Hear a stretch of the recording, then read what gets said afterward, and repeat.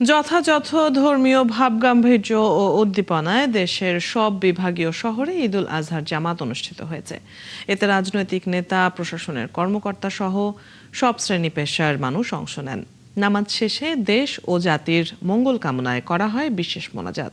সহকর্মীদের তথ্য ও ছবিতে প্রতিবেদন। চট্টগ্রামে ঈদুল আজহার প্রথম ও প্রধান জামাত অনুষ্ঠিত হয় সকাল 7টায় নগরের জমিয়াতুল ফালাহ মসজিদ ময়দানে। এতে রাজনৈতিক নেতৃবৃন্দ, প্রশাসনের কর্মকর্তা সহ সমাজের বিভিন্ন শ্রেণী পেশার মানুষ অংশ নেন। নগরীর কাট্টলী এলাকায় ঈদের নামাজ শেষে অর্থমন্ত্রী আমির খসরু মাহমুদ চৌধুরী জানান, এবার দ্রব্যমূল্য সহনীয় পর্যায়ে ছিল। নিত্যপণ্যের দাম মানুষের ক্রয় ক্ষমতার মধ্যে রাখতে সরকার কাজ করছে।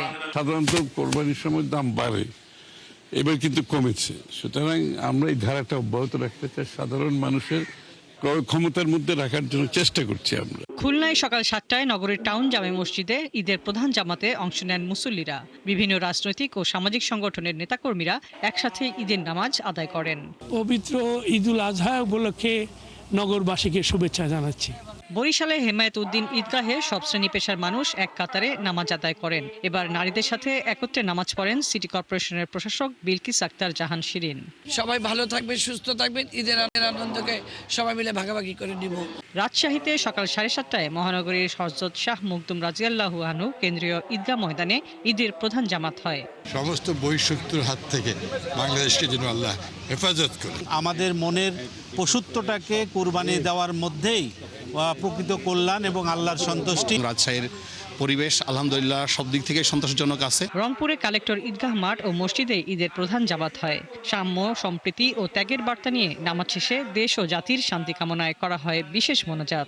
ঈদুল আজহা উপলক্ষে রংপুরবাসী, রংপুর সদর 3 আসনের সবাইকে আন্তরিক ঈদ মোবারক জানাচ্ছি।